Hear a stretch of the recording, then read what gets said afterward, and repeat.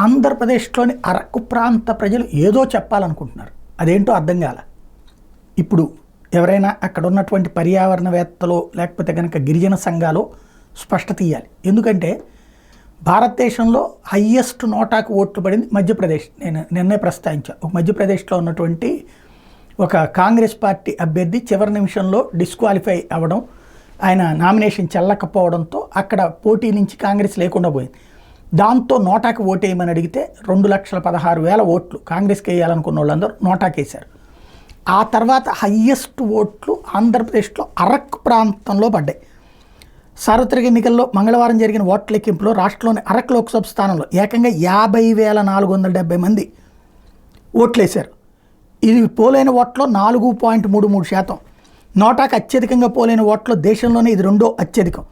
మధ్యప్రదేశ్లోని ఇండోర్ లోక్సభ స్థానం 2,18,674 నోటా ఓట్లతో మొదటి స్థానంలో ఉంటే ఇది రెండోదైంది.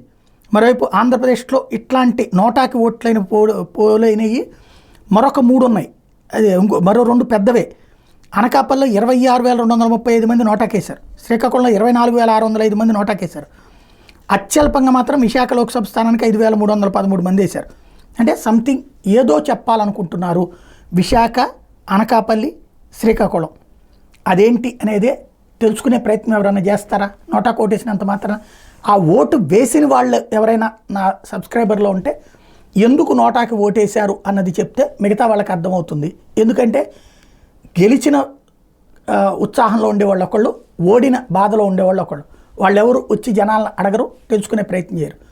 గిరిజన సంఘాలన్నా తెలుసుకుని చెప్పాలా, లేదంటే కనుక ఇట్లాగా నా సబ్స్క్రైబర్లు ఎవరైనా ఇట్లాగా అనకాపల్లి కానీ, విశాఖపట్నం కానీ, లేదంటే కనుక శ్రీకాకుళం కానీ, అరకు కానీ, అనకాపల్లి కానీ, శ్రీకాకుళం నుంచి కానీ ఇట్లా నోటాకు ఓట్లేసిన వారు ఎవరైనా ఉంటే ఎందుకు అట్లాంటి పని చేశారు అన్నది చెప్తే భవిష్యత్తులో నేను కూడా మిగతా సబ్స్క్రైబర్లకు చెప్పడానికి అవకాశం ఉంటుంది.